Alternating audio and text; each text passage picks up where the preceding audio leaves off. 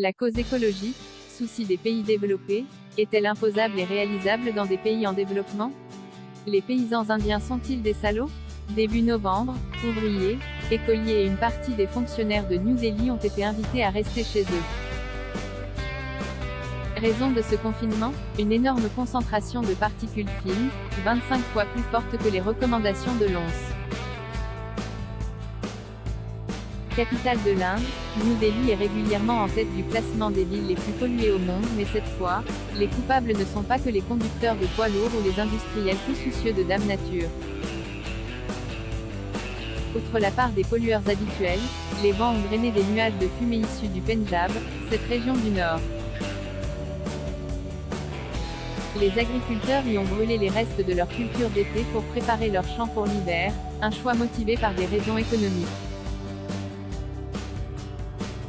Bhupender Yadav, ministre de l'Environnement, n'a pas eu de mots assez durs à l'encontre de l'opposition qui administre le Pendjab. Il n'y a aucun doute sur qui a transformé le Pendjab en chambre à gaz, a-t-il tweeté.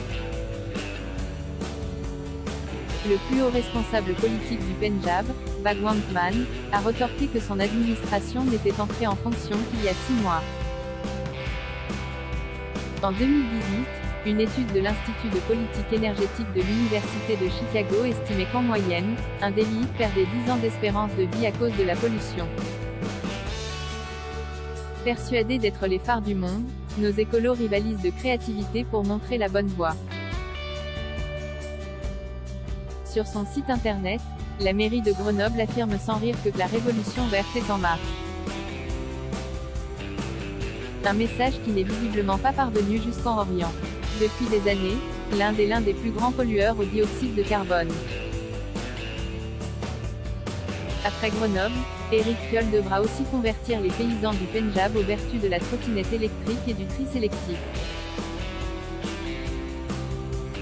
Chiche.